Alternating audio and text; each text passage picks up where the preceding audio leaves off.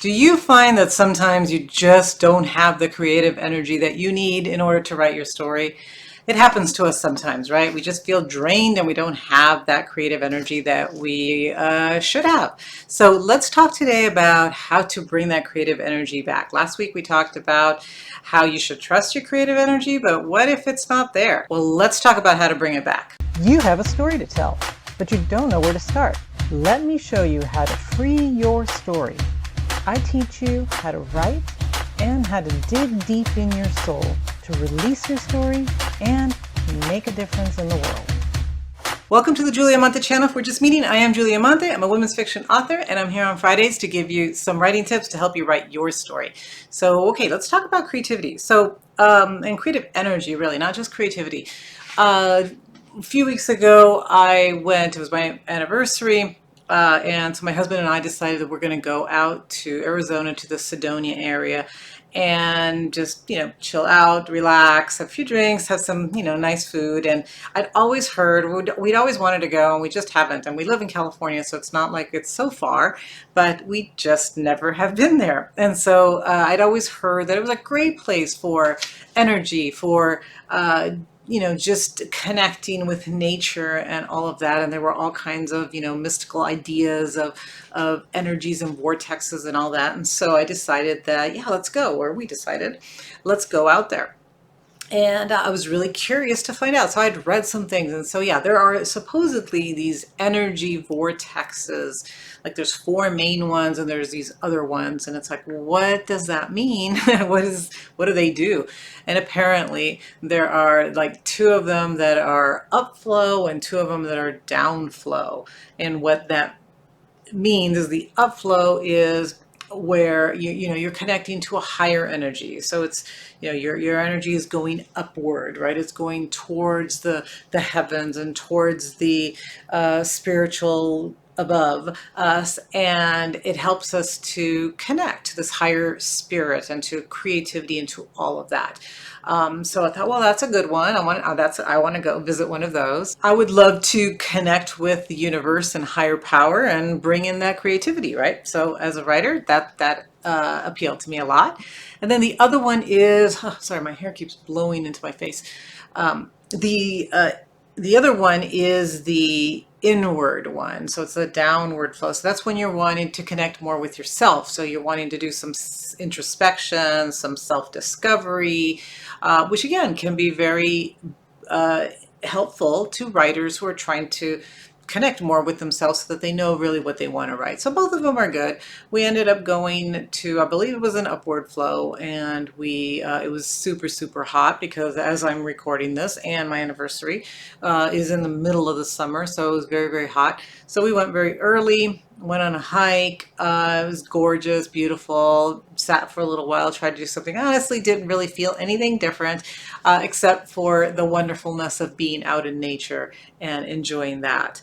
But the whole idea of being able to connect with creativity, taking time away from your normal everyday life in order to think and in order to be able to explore both yourself and to maybe put your thoughts out into the universe is really a good thing for writers. And it really does help us to connect with that creative energy that a lot of times we just don't even have time to listen to, right? So a lot of what writing is listening to our thoughts, listening to what's going on around us so that we can actually be better, right, at transferring that into a story or onto a page of whatever we're writing. So what I learned from being out there, not really learned, but what I remembered maybe, right, is that what we need to do is we really need to understand what it is that inspires us and do more of that throughout our days and throughout our weeks so that when we do sit down to write,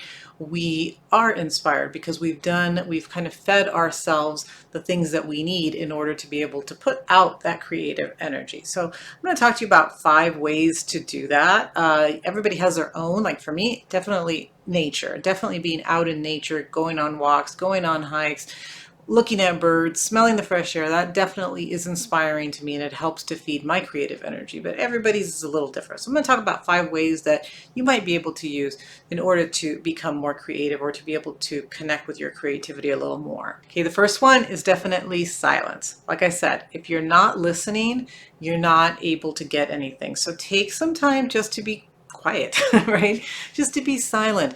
Don't have your music on, don't have any distractions in the background. It doesn't have to be. And sometimes we can be silent with music if it's maybe instrumental or if it's something, but I prefer just really quiet silence because that way you're really focused more on the voices inside you rather than the things that are outside.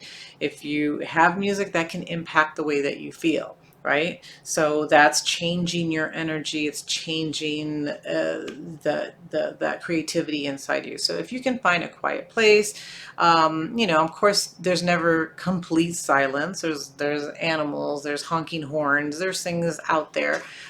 Maybe you could put something so that you don't even hear that in your ears, right? But just be silent. It doesn't have to be for a long time.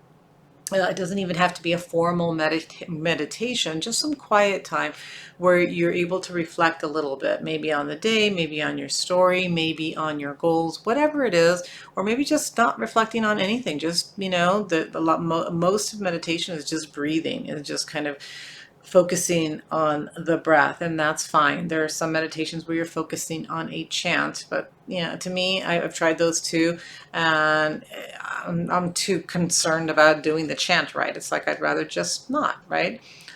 You can focus on an object and look at that, maybe a peaceful object. Again, anything that is quiet and silence that works for you, but take some time just to do that because that will help you to think of your stories and to be able to bring that in back when you get ready to work. Okay, the other second suggestion is to go away if you can. So one of the beauty of going to Sidonia was getting away from my normal stuff. So it wasn't the vortexes, it wasn't all this other stuff. And I actually had an article due while I was away. So I tried to work hard the night before to do that. I did have to check in, but for the most part, I was able just to get away from even my writing and take a few days off and think of something else, experience things, go on hikes, experience, nice meals and a nice glass of wine. That was just good just to change up the routine a little bit.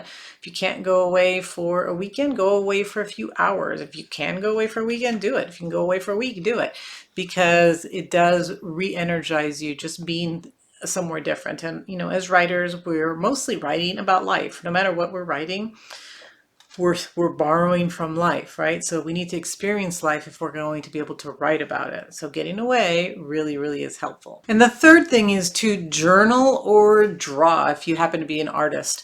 But taking some time to get those thoughts out of your mind and somewhere else, right? So we can see them. So journaling is really great because you are able to see it, right? Record what you're thinking, maybe come back to it later. Maybe it ends up going into a story. Maybe it doesn't. Maybe it's just a way for you to to get your thoughts out of your mind and to think things through. So a lot of times for me, writing is the way that I'm actually even able to know what I'm thinking, right? So as I write things down, it's like, oh, wow, I hadn't thought of that, right? Until I wrote it down. Or drawing. So some people can draw and it really helps them to get thoughts out. It's definitely helpful to do that. And I know that I actually resisted that for a long time. And I'm not perfect at it. I definitely don't journal all the time like I would like to. But I resisted because I write so much, right? I'm always writing. So to actually sit down and write more, I just like, oh, I'm just tired all day. I've been working for 10 hours and then I've been writing for another 5 hours and I just really want to go to sleep and I don't want to write anymore. But when I do, or when I write into my planner, it is helpful. And I do feel like, oh yeah, okay, good. It was a good ending to my day, or it's a good beginning to my day if I start with writing down some thoughts. Right, something else that is good for creativity, definitely for writers, is to read. read, right? Read something for fun, read something within your genre, read something that inspires you. Could be some kind of inspirational book even, right? So reading is great. And while I was away, that's one of the things that I did is I took just a fun novel and I read, right? I read something creative that somebody else wrote, because when you read creativity, when you read someone else's words of encouragement or whatever, it really does help you with your own. And the last thing is to be able to relax and de-stress doing something, whether it's the meditation quiet time, so sometimes you can combine them, right? Or something else, taking a warm bath, taking a warm shower, going for a swim, whatever tends to de-stress you. Because if you're stressed out about your work, if you're stressed out about whatever, right? Kids, or, just bills or anything, there's stress everywhere around us, if we're honest, right? Everything around us is intended to stress you out, it seems like. So if you can do something to de-stress yourself, then that will bring you can be way more creative. It's hard to be creative when your thoughts are everywhere, when you're worried about things, so even just taking a little moment, the self-care, the taking care of yourself, it's not selfish. It's really a great thing for writers to do. So find a way to eliminate your stress before you start writing, so that your mind is a little more open. So again, you can combine some of these, right? You can definitely go away for a weekend, and that is your de-stressor, and it can last and carry over into your week. You can do your quiet time, which is also a de-stressor. You can go for a walk. So there's you can combine this. It's not like, how am I going to find time to do all these things? Well, you don't have to. Sometimes just sitting down reading quietly by yourself, right, can be a de-stressor, because you're leaving your normal world and you're going into somebody else's fictional life and world, and you can read something fun. It doesn't have to be something deep, right?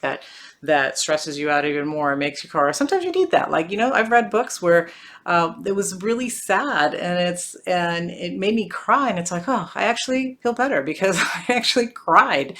Maybe I needed that. So it's not, there are 5 different things, 5 different ways. You can do one of them, you can do all of them, or you can combine them. But that helps you to, again, connect and bring in that creativity so that you have it when you start to write. Okay, I hope that this helps. I hope that it gives you something to think about, and I hope that you do some of them, because again, you need that in order to continue to feed your creative energy. All right, I hope that, again, that helps. So go ahead and please hit that like button, share the videos with your friends, subscribe to the channel if you're not already subscribed, and I will see you again next Friday. Bye.